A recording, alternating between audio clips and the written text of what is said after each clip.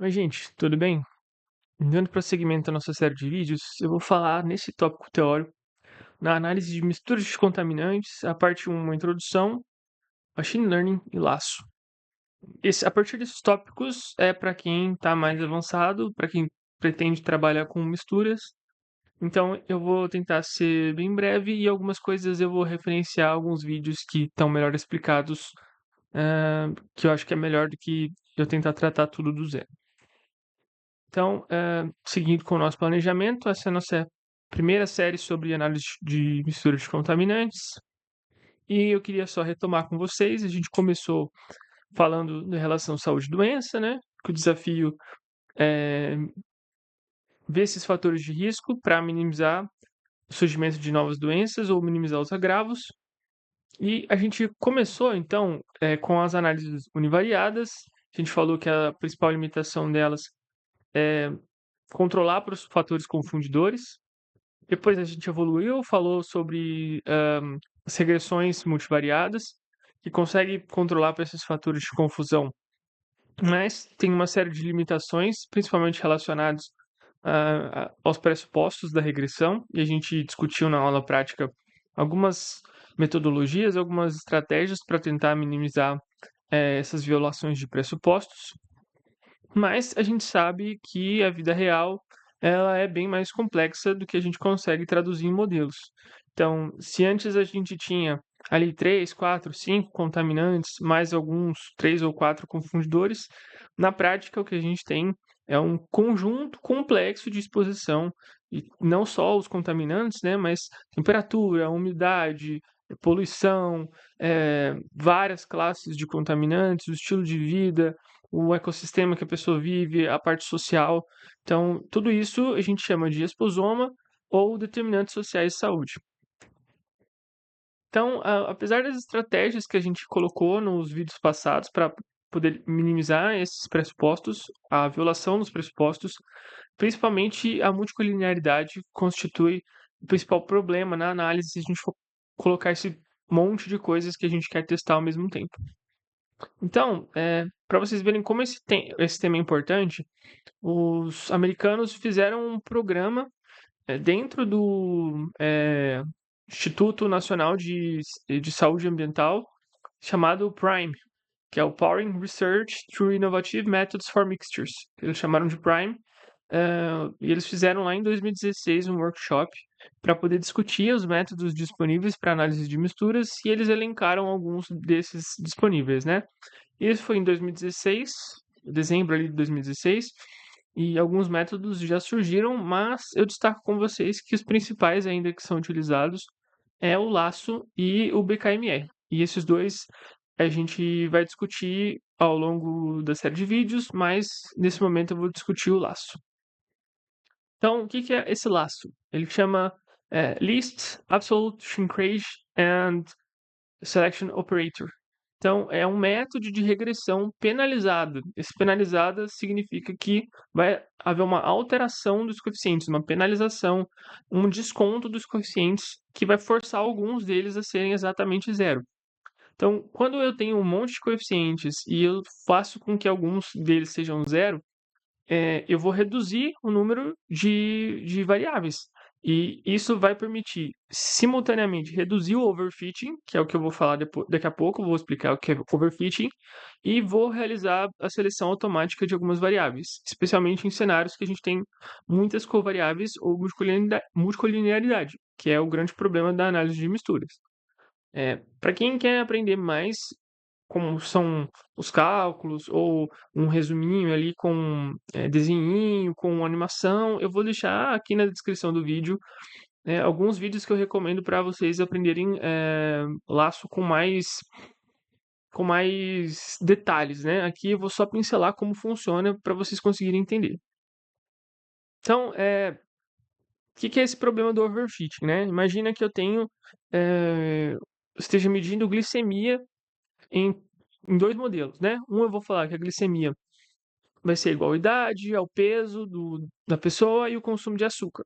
E no outro modelo eu vou falar que a glicemia ela está sendo é, medida através do peso, da altura, da idade, do sono, da comida favorita, do consumo de cigarro, se a pessoa pratica ou não esporte. Então, vou colocar um monte de variáveis que provavelmente são inúteis para a gente medir a glicemia. Então, embora na hora que a gente for fazer a performance do modelo, a gente veja que o segundo tem explica mais a variância, eh, consegue é, consegue se encaixar melhor nos dados. O primeiro, que é mais parcimonioso, ou seja, que é mais simples, talvez quando a gente coloque um novo dado, um novo paciente, ele esteja mais próximo da realidade, né, da predição do modelo, do que aquele modelo cheio de firula, né? Então é nisso que esse é o problema do overfitting, né? E como é que a gente tenta tratar esse overfitting? Então, essa é a base do laço e é a base de todos os modelos de machine learning, né? Que é o aprendizado de máquina. Então, desculpa, imagina que aqui na esquerda eu tenho a nossa tabela completa, né? Do jeito que vocês recebem lá, fazem as análises, colocam aí então os contaminantes de vocês, as covariáveis, e aí a gente tem a nossa tabela pronta, do jeito que a gente está acostumado a receber.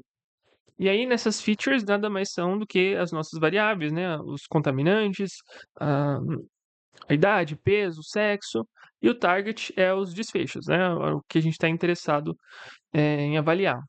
E aí, o que a gente vai fazer? A gente vai dividir essa nossa tabela em duas partes. Uma vai se chamar dados de treino e a outra vai se chamar dados de teste.